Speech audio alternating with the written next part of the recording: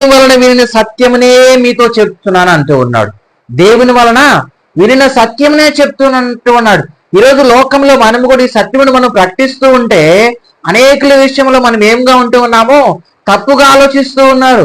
సత్యం ఎప్పుడు కూడా చూడండి, ఎవరికైనా ఒక మంచి మాట ఇలా బ్రతకండి అని అంటే అది మనము వాళ్ళ ఉద్దేశంలో ఏంటది, అది చాలా పెద్ద తప్పు అన్నమాట. ఈరోజు ఈ సత్యమును మనం ప్రకటిస్తూ ఉంటే ఇదేదో భయంకరమైన పరిస్థితి అన్నట్టుగా చాలా మంది ఆలోచిస్తూ ఉన్నారు. ఈ సత్యం ఏం చేస్తుందనంటే పాపం నుంచి విడిపిస్తుంది. ఈ సత్యం ఏం చేస్తుంది అంటే లోకము నుంచి విడిపిస్తుంది.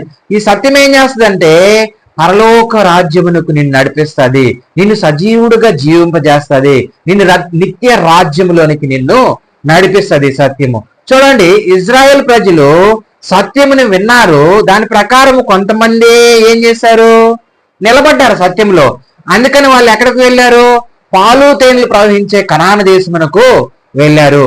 ఈరోజు నువ్వు నేను కూడా ఆ సత్యమునందు నిలిచి ఉంటే ఖచ్చితంగా మనం కూడా ఎక్కడికి వెళ్తాము, మరీ శ్రేష్టమైన పరలోక రాజ్యములో దేవుడు మనల్ని ఒకానొక రోజు చూడబోతూ ఉన్నాడు. అయితే మనం ఏం చేయాలి, ఈ సత్యమునందు మనము నిలిచి ఉండాలి. ఈ సత్యమునందు మనం నిలిచి ఉంటే ఖచ్చితంగా మనం ఏమై ఉంటామని అంటే స్వతంత్రులుగా ఉండగలుగుతాం. కిందకి చదవండి.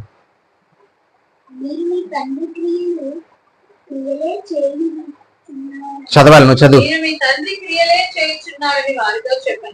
మీరు మీ తండ్రి క్రియలే చేయుచున్నారని వారితో చెప్పును. అందుకు వారు మేము వ్యభిచారం వలన పుట్టిన వారము కాము, దేవుడొక్కడే మాకు తండ్రి అని చెప్పగా యేసు వారితో ఇట్లా నేను, దేవుడు మీ తండ్రి అయిన ఎడలా మీరు నన్ను ప్రేమిద్దురు. హల్లెలూయా. ఇక్కడ చూడండి, మేము ఎక్కడ ఎవరికి పాయింట్ వేస్తున్నారు, యేసుక్రీస్తు ప్రభు వారికి ఏం చేస్తూ ఉన్నారు, క్వశ్చన్ వేస్తూ ఉన్నారు. మేము ఫలానా విధంగా మేము పుట్టలేదు, మేము ఎవరము, మాకు దేవుడు ఒక్కడే, మాకు తండ్రి ఒక్కడే అని చెప్తూ ఉన్నారు. అయితే యేసు వారితో ఇట్లా, దేవుడు మీకు తండ్రి అయితే మీరు ఖచ్చితంగా నన్ను ఏం చేస్తారు, ప్రేమిస్తారు. ఈరోజు ఆ రోజులు యూదులు యేసుక్రీస్తు ప్రభువాన్ని ఏం చేయలేదు, వాళ్ళు ప్రేమించలేదు. ఎందుకనంటే ఆయన మాట యందు నిలబడలేదు. అది ఆయన ఒక మాట అంటాడు, మొదటి యోహాను సువార్తలోనే ఏమంటాడు చూడండి, 4వ వచనము. ఆయనలో జీవముండెను, ఆ జీవం మనుషులకు వెలుగై ఉండెను, ఆ వెలుగు చీకటిలో ప్రకాశిస్తుంది కానీ చీకటి దాన్ని ఏం చేయలేదు, గ్రహించటం లేదు. ఆయన ఆ వెలుగు ఏం చేస్తూ ఉంది, చీకటిలో ప్రకాశిస్తూ ఉంది కానీ ఆ చీకటి ఏం చేయట్లేదు, వెలుగును గ్రహించటం లేదు. ఎప్పుడు కూడా సత్యము ఎప్పుడు మనిషికి నచ్చదు. ఏంటంటే ఆ సత్యం ఏం చేస్తుంది, బ్రతికిస్తుంది. ఆయనలో జీవం ఉండునని చెప్తుంది. ఆ జీవం మనుషులకి ఏమైందంట, వెలుగయ్యింది. ఆ వెలుగుని వీళ్ళు ఏం చేయటం లేదు, స్వీకరించటం లేదు. ఆ వెలుగుని ఏం చేయటం లేదు, ప్రేమించటం లేదు. ఆ వెలుగు ప్రకారం వీళ్ళు ముందుకు వెళ్ళడం లేదు. చీకటే కావాలని చెప్పి ఈరోజు అనేక మంది కోరుకుంటూ ఉన్నారు. ఈ దేవుని బిడ్డ ఒకసారి జ్ఞాపకం చేసుకోవాలి. ఏంటి అని అంటే చీకటి నిన్ను నరకంలోకి నడిపిస్తుంది, వెలుగంటే సత్యము, దేవుని వాక్యము నిన్ను పరలోకానికి నడిపిస్తుంది. ఈ సత్యము నీకు జీవమునిస్తుంది, ఈ సత్యము నిన్ను బ్రతికిస్తుంది. ఈ సత్యము నిన్ను ఏం చేస్తుంది అంటే నీకు బాధలు తీసివేస్తుంది. కీర్తనాకారుడు అంటాడు, నా పాదములకు దీపమై ఉన్నదని అంటూ ఉన్నాడు. హల్లెలూయా. ఈ వాక్యం నిన్ను ఏం చేస్తుందంటే చీకట్లో నీకు వెలుగునిస్తుంది. హల్లెలూయా. చీకట్లో నీకు వెలుగునిస్తుంది. ఈ వాక్యములో ఏముందంటే జీవం ఉంది. ఈ వాక్యము నీతో మాట్లాడుతుంది, నాతో మాట్లాడుతుంది, డబ్బున్న వాడితో మాట్లాడుతుంది, డబ్బు లేని వాడితో మాట్లాడుతుంది, పేదవాడితో మాట్లాడుతుంది. ప్రతి ఒక్కరితో ఈ వాక్యం ఏం చేస్తుంది అంటే మాట్లాడుతుంది. ఈ వాక్యం రక్షిస్తుంది, ఈ వాక్యం ప్రేమిస్తుంది, ఈ వాక్యము జీవింపజేస్తుంది. హల్లెలూయా.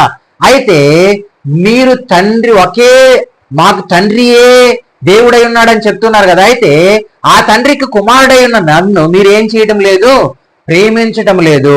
అంటే ప్రేమించటం లేదంటే ఏం చేయటం లేదు, ఆ వాక్యమును వినడం లేదు, ఆ సత్యమైన మార్గములు వీళ్ళు ఏం చేయటం లేదు, అనుసరించడం లేదు, అందులో నడవడం లేదు. ఆ వాక్యమునికి వ్యతిరేకముగా ఆయన మాటలకు వ్యతిరేకముగా వీళ్ళు నడుస్తూ ఆయనను ఏం చేయాలనుకుంటూ ఉన్నారంటే చంపివేయాలని చూస్తూ ఉన్నారు. హల్లెలూయా. చూడాలి, కిందకి చదవాలి. యేసు వారితో ఇట్లా నేను దేవుడు మీ తండ్రి అయిన ఎడల మీరు నన్ను ప్రేమింతురు. నేను దేవుని యొద్ద నుండి బయలుదేరి వచ్చి ఉన్నాను, నా అంతటా నేను వచ్చి ఉండలేదు, ఆయనే నన్ను పంపెను. హల్లెలూయా. ఎవరంట? యేసుక్రీస్తు ప్రభు వారు తనంతట ఆయన ఇక్కడికి రాలేదు. తండ్రి కుమారుడి పట్ల ఒక ప్రణాళిక కలిగి ఉన్నాడు. ఈ సృష్టిలో ఆది నుంచి కూడా పాపం విస్తరిస్తూ వచ్చింది. ఏదైనా వనములో స్టార్ట్ అయిన పాపమును అనేక మంది ప్రవక్తలను, అనేక మంది న్యాయాధిపతులను, అనేక మంది రాజులను, అనేక మందిని పంపించినా కూడా సరే ఈ పాపానికి ఏం రాలేదు, విమోచన రాలేదు, విడుదల రాలేదు, ఈ పాపానికి విముక్తి రాలేదు. అందుకనే తండ్రి తన కుమారుని లోకానికి పంపించాడు. అయితే ఇక్కడ వీళ్ళు ఏం చేయడం లేదనంటే ఆయనే నన్ను పంపినాడని చెప్తూ ఉన్నాడు. అయినా కూడా సరే వీళ్ళు ఏం చేయడం లేదు, సత్యమును అనుసరించటం లేదు, సత్యమును గ్రహించటం లేదు, సత్యమునందు విశ్వాసం ఉంచటం లేదు, సత్యమును వాళ్ళు